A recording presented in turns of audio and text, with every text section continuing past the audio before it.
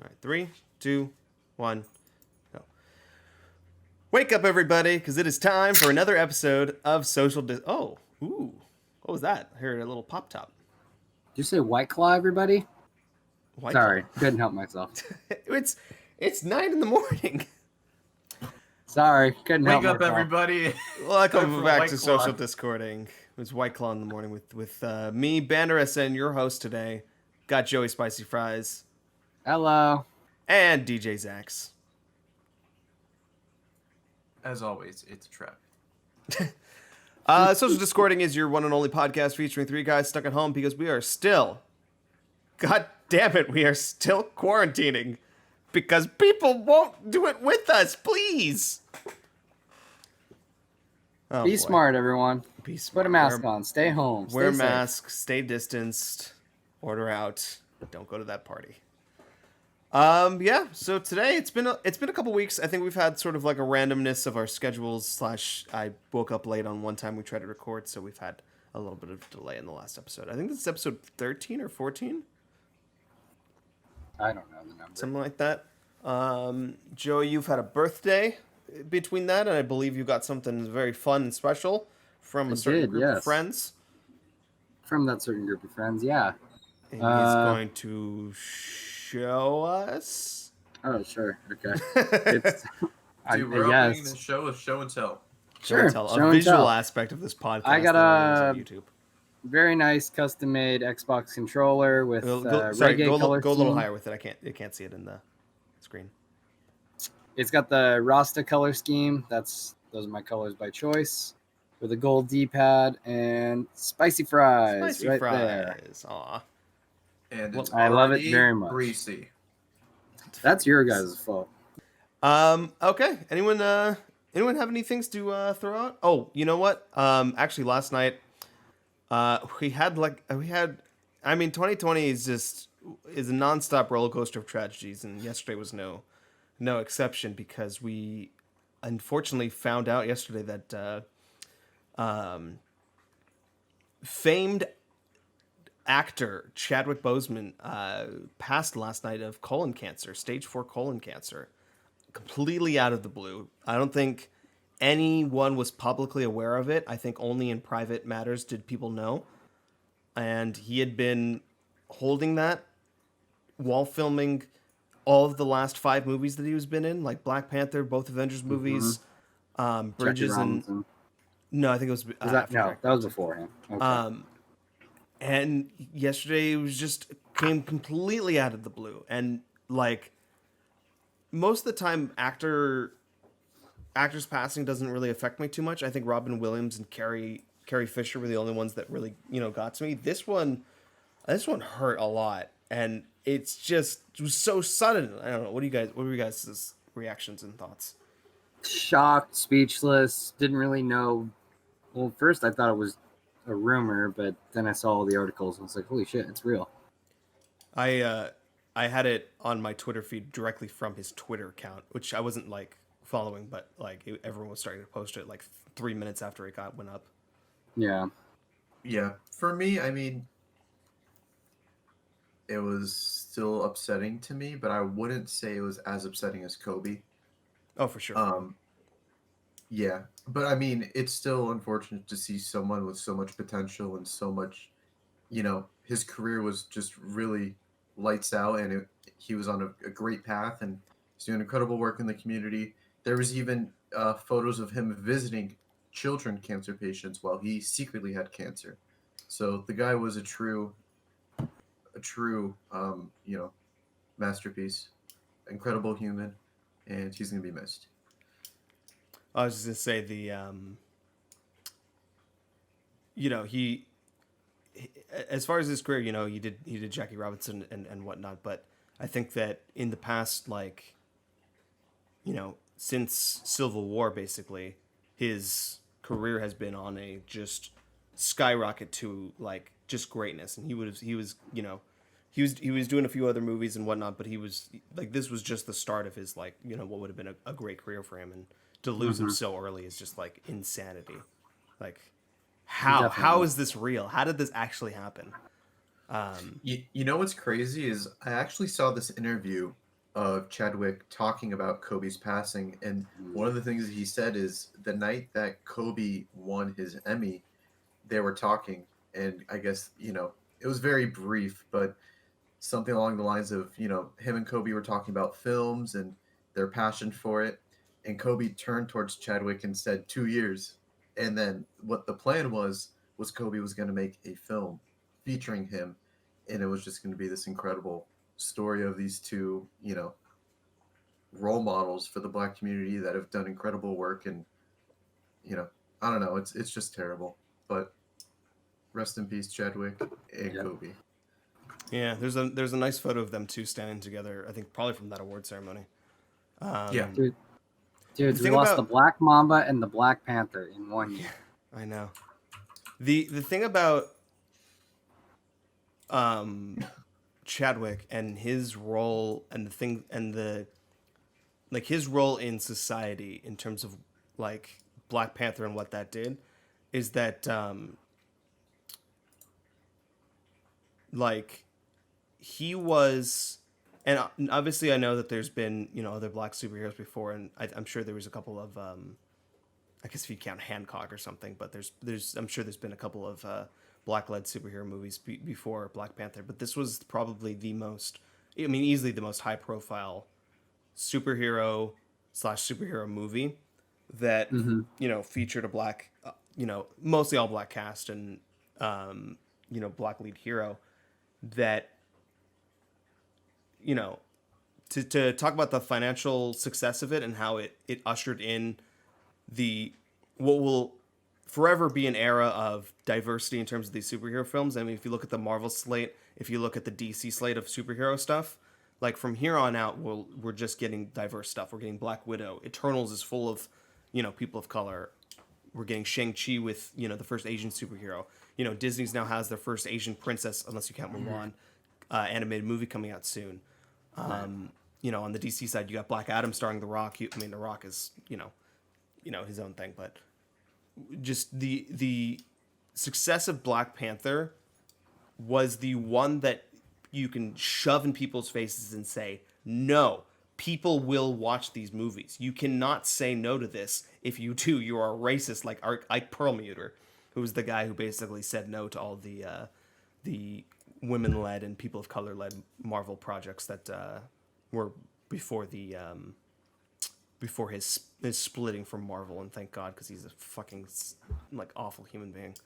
And now we have Kevin Feige, and he's the dream daddy of the Marvel Cinematic Universe. The dream daddy. Dream Daddy. Dude, Kevin Feige is just the best. And then talk about the financial stuff, but the cultural impact in the fact that you have this guy, like, I know the joke in Hobbs and Shaw with Idris Elba, and he'd being like, I'm Black Superman. But really, like, Chadwick Boseman was Black Superman. That, like, pure good, like superhero that, like, black kids can look up to and be like, that's my hero. That's the hero for me. And I think that's, like, there's something tragic about losing that. But I think at the same time, like, you're going to look forward to this 10 years from now, and there's going to be a wave of people, filling that role where, you don't have to have that, this is the one for me. You have, these are the ones that I can, like, oh, I like that one. No, I like that one, but what about that one? And I think that's the legacy that Black Panther will always, like, have and can never be, like, taken away, because this is the start of that. Yeah, I agree. Yeah. Definitely a tragic loss. Yeah.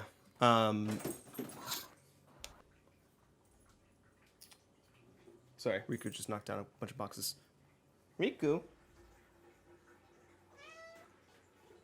Well, let's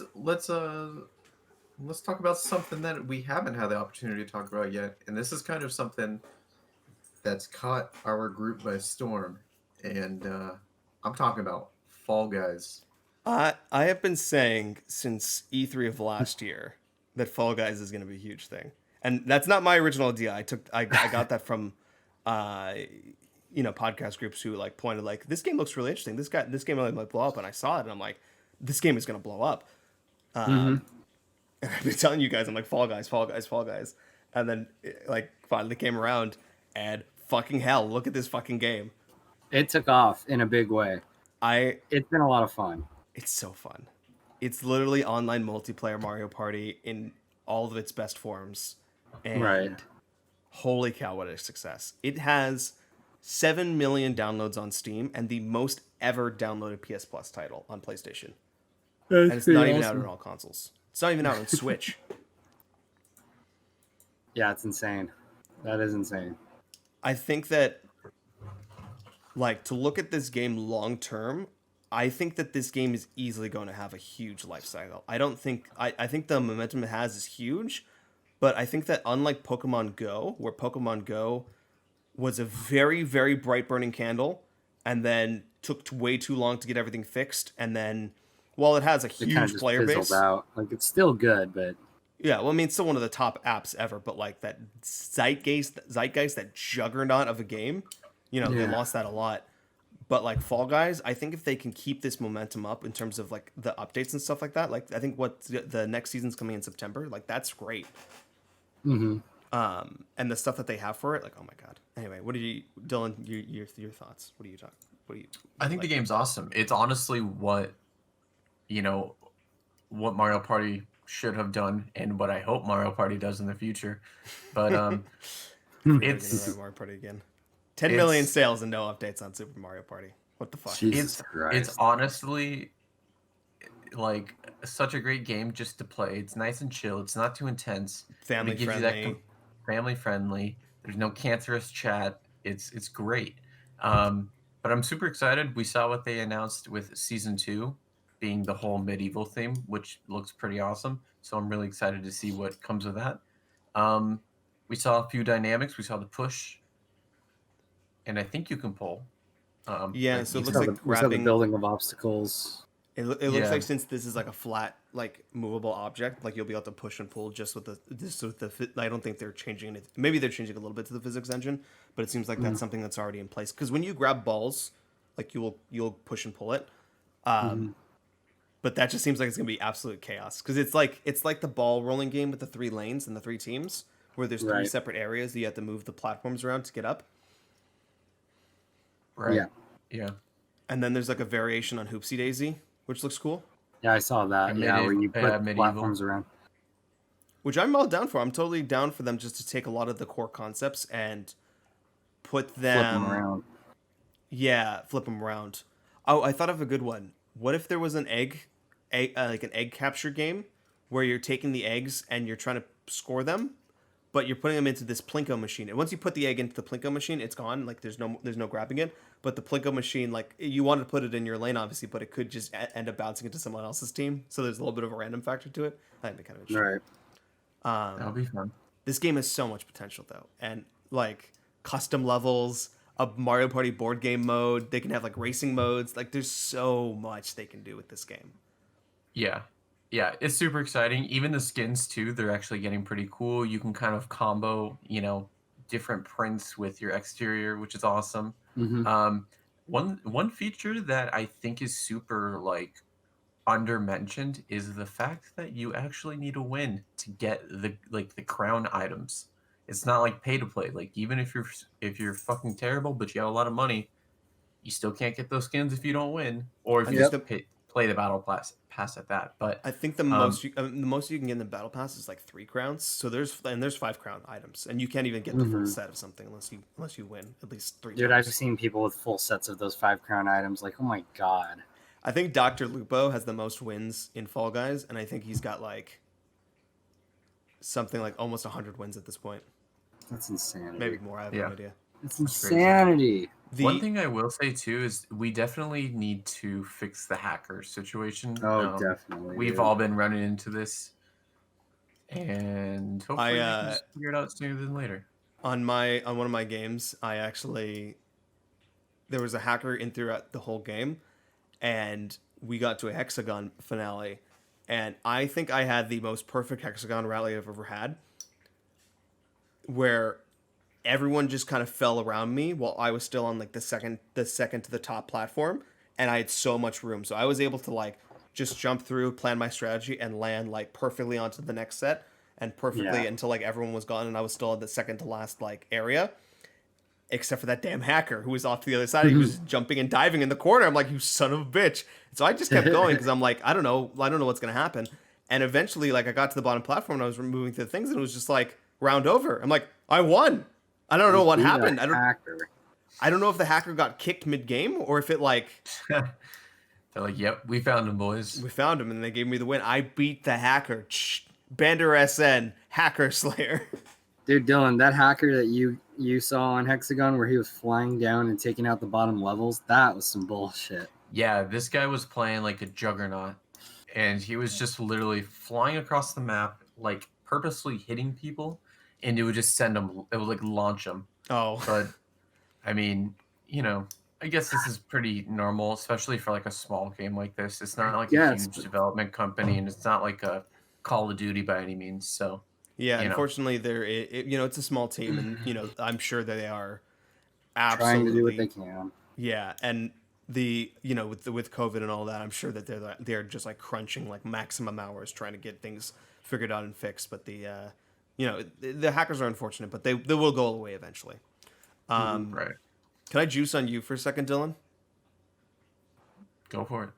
So I remember, I think it was around like Joey and I were getting like 2 to 3. We had like 2 to 3 wins at the time, and you and like Trevor still hadn't gotten your win yet, and we were playing, and I heard the words that you were like, oh, like I'm getting tired of this game, like, and Trevor was like, yeah, I'm getting tired of this game too, blah blah blah blah, and then both of you in that week won, and you guys have been wanting to play for ever since. It's the win, man. It's the win. Thrill. Once you get that hit. You want more? That quick hit of dopamine, and then you're set. No, what I will say is, for me, it's like, it's a good game when you want like quick individual games, not like Call of Duty or anything that you guys haven't been playing with me. But otherwise, it's a good game for us. It's quick. You jump in. It's like, hey, I'm gonna come play a few games. I'm gonna get off, or if we're tired of Overwatch or any of the other games that we normally play. It's just a good, new, fun game. I haven't really thought about this, but like the thing that I think is best for this group, and we're on a podcast right now, but I will admit that we get very ragey at each other when it comes to team games when shit hits the fan. Fall Guys, there's no rage at your teammates because there's nothing you really do unless I'm grabbing Joey on a jump and make him fall. But other than that, like this is like the perfect game for teams that have some video game communication issues. Because you just do your shit and then you cheer your friends on and that's it. And when your friend gets a win, it's the hypest thing ever. Definitely. Like when Trevor got his win. Oh my god, that would it's fucking insanity. He never even played Fall Mountain before and he won that one. It was crazy. I couldn't believe it. Yeah. But I am enjoying it. You know what I really would also be enjoying? Freaking Halo. It has been a minute since we played Halo. And I don't think we've talked about it on the podcast, but Halo has been pretty much like done for a good amount of time. We don't know when the actual release is coming. Sorry, my camera's going out of focus. Yeah, so I talked about this. No, I guess I didn't talk about this. I had my video review of Xbox. Hang on a second. Sorry, I'm trying to think. Should I? No. Okay, so the video review of the Xbox game showcase that's on the channel. We talked about all the games that went on there, and we talked about Halo in depth and kind of like the criticisms I had of it. I made that before the delay, but I put it out after the delay, so it's a little bit of an awkward video. But we haven't actually talked about the actual delay and the implications of that. So, as the biggest Halo fan here, what are your thoughts on the game getting delayed? Like, do you think that this was needed? Do you think that were you shocked by it? Well, as the biggest Halo fan here, Go on. Go ahead, Dylan. I'm gonna grab some water real quick. No, I mean I don't think I don't think there's anything bad to delay the game. I mean, if they want to delay it to make it better because it's not up to what the standard should be, I would rather have them go back and fix it so that we can have the product that we want. Yeah, by And, all means, finally you tune it. know, Halo hasn't been a very good, like, situation in a long time. I think the last good game was Reach, in my opinion. So we definitely Well, need this one. just for context on the Halo 4 Master Chief Collection and 5, I think that Halo has been good. Like 4 and 5, they're not bad games by any stretch of the means. It's like looking at like an okay Zelda game. It's still a great game. It's still a Zelda game, but it's not like the upper echelon, like that 10 out of 10 like juggernaut title. And like Reach was the last juggernaut Halo. You have to be playing this video game because this is the Mm-hmm. biggest game out right now, and it hasn't I hit that agree. in a long ass time. Yeah. But I mean, ultimately it's a good thing that they're doing this. I wouldn't want a half-assed product, and I'm sure you guys wouldn't either. I So, definitely wouldn't. No. Well, the you know, crazy thing is that they were considering breaking up the releases so they would have like, and they didn't go into specifics on which part that they would break up or whether or not it would be like, oh, the first half of that campaign, or here's just multiplayer, or half the multiplayer, something like that. But they said that they were considering doing that, but then they decided full on delay. Yeah, I don't know how I would feel if it was like broken up into segments. I would be okay with that if they were if as long as that whatever segment we got was good. If they were just like, yeah, here's the campaign, multiplayer will be ready a little bit later. I don't think Mm-hmm. that would be the worst thing in the world.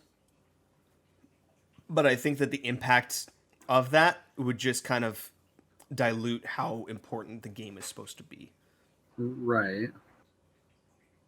Um, Yeah, I get that. the crazy thing to me about this delay is that obviously 343 hasn't had a huge smash hit since taking over the Halo franchise. 4 had 4 to me was just like a fart in the wind. I didn't really love 4. It was like fundamentally it was a good game, but like in terms of like coming after Reach, I was just like, I don't care. These fucking Promethean enemies are awful. I hate fighting them. They're not fun. Like you fight the aliens, the Covenant in Halo. Every single one of them is unique. They're goofy. They react to when they get hit in funny ways. Like they're just a blast to fight. The Prometheans suck. They're just boring robot things. The dog sucks. The drone thing sucks. The knights suck. I hate them all.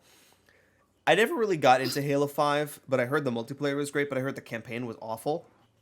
Interesting. And the Master Chief Collection was a broken piece of shit for like years and years and years. And just now we're finally getting a working version of it. And the PC version has been, fairly working, except for some audio issues that people apparently have that I don't notice. 343 needs a win. And for them to have come out with that presentation and it not looking so hot, people had legitimate reasons to be worried. And I think that their criticisms of the initial reveal of the game make sense. And I think that this game was really delayed over COVID, but there was definitely some underlining things of just like them just being shocked by by everyone's impressions of it, being like, yeah, no, this doesn't look good. And they were just kind of taken aback by the negative feedback that they were getting, which I don't know. I don't know how you can look at that and be like, look at the footage we got and be like, yeah, we got it. We got the game of the year on our hands. Like, no, that wasn't good enough. I'm sorry. So it's not surprising to me that the game isn't looking as good as it could be, considering the fact that they're launching on 3 different versions of old hardware, 2 different versions of new hardware, because we know that there's another Xbox in the works, and PC Right. all at the same time. Oh, and xCloud. All at the same time. Yeah. Excellent. The biggest launch for a Halo game ever. The biggest campaign that they were doing. I'm sure that they were doing crazy shit for the multiplayer. Like, the biggest, and by far the biggest Halo ever. They were trying to launch on day one of this console, and it came out looking like that. I was like, oh, this is not going to go good. So Right. I'm happy that they delayed it, because it's the first time in a long time in which I'm like, okay, they've made the good decision.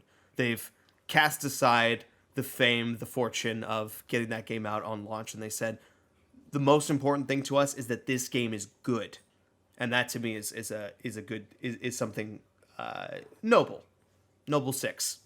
Level 6. There you go. So when do we think we're getting it?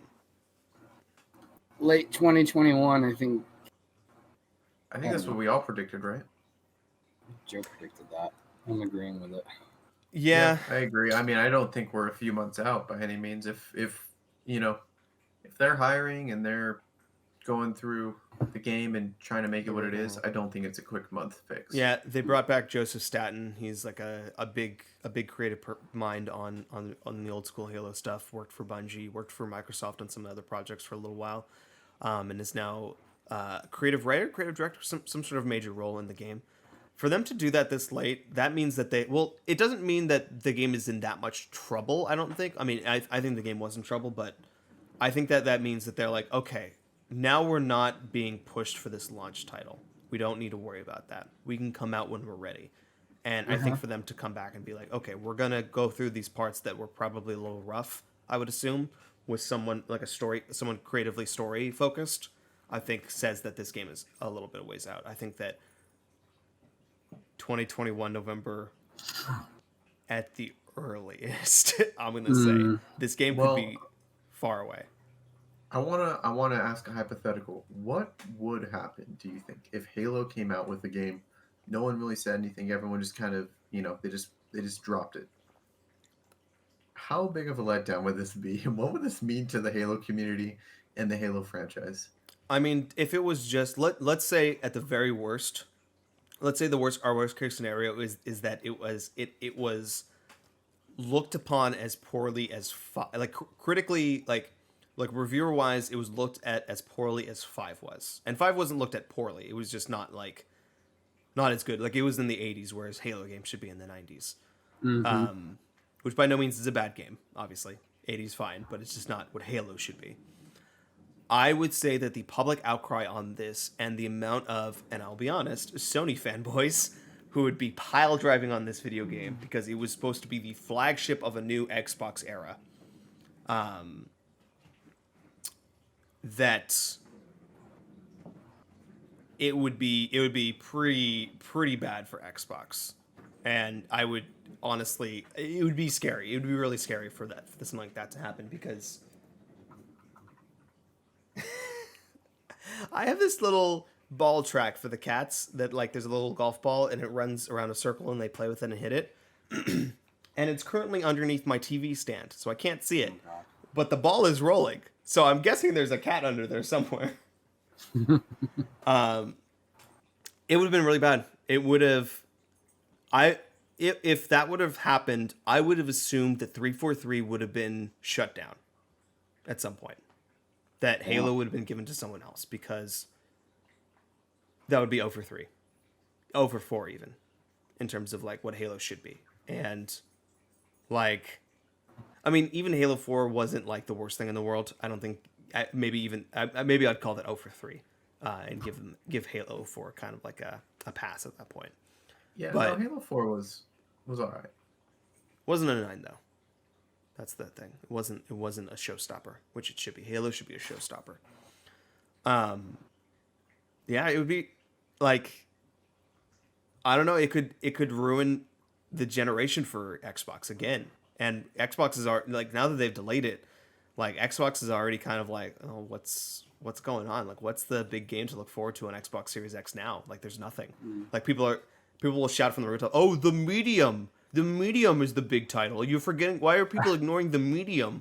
And it's just like, the Medium is made by an indie horror team. This is their first, like, big, massive, like, AAA next-gen title. And you think that this game, first off, this game isn't going to be more than 10 hours. Maybe it'll be amazing, but it could also be very, very forgettable. And that's the thing.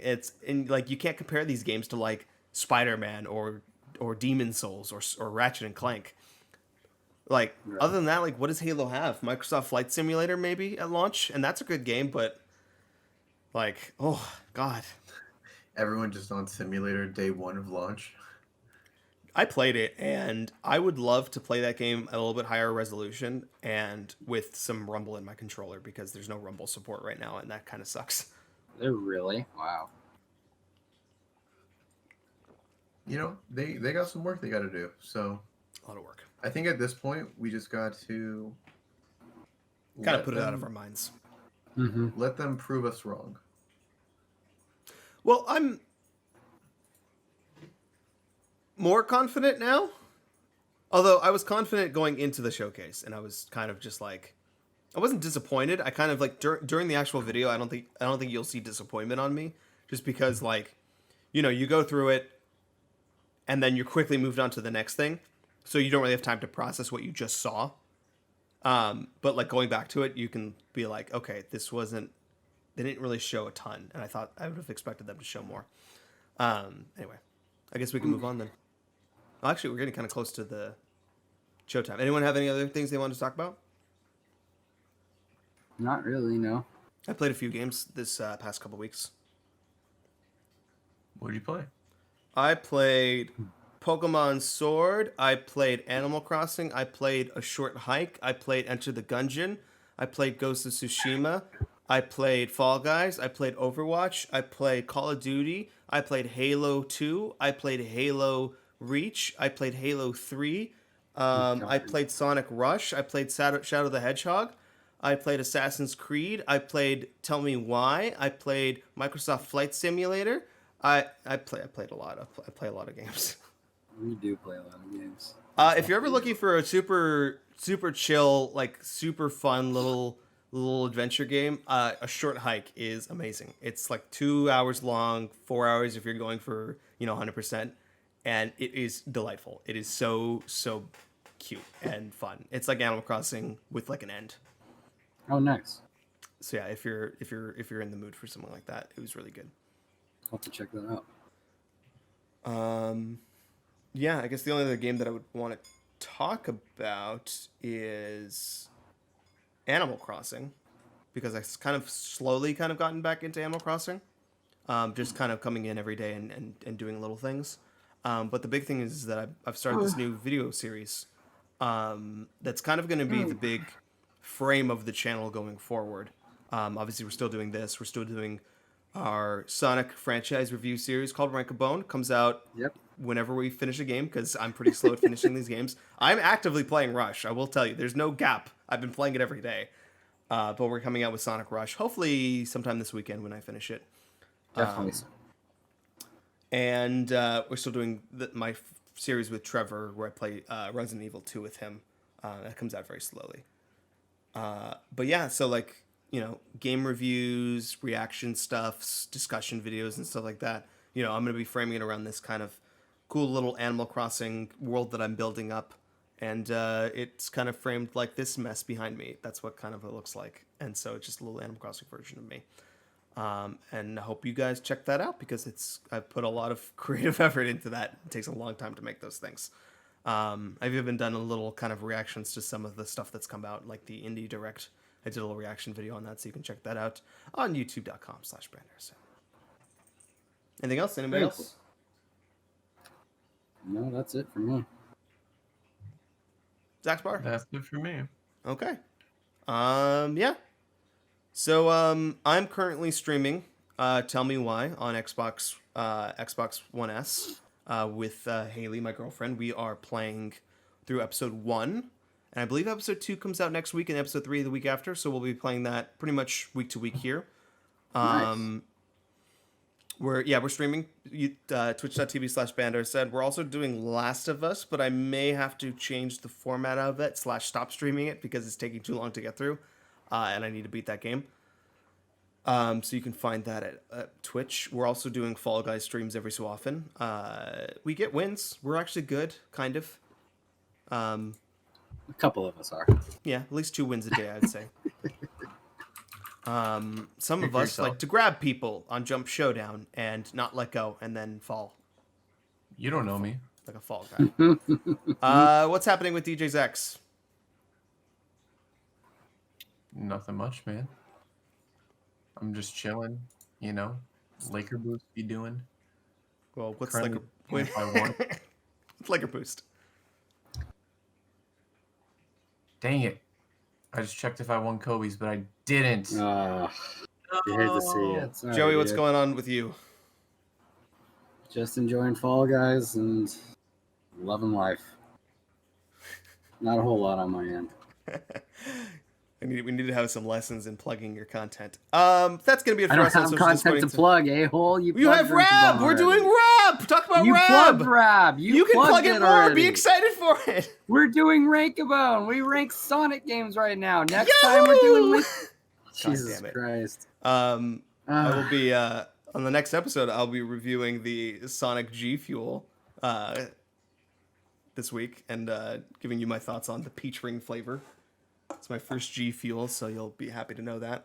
Yeah, see you guys in the next episode. That's it. That's all for us. Goodbye. Bye.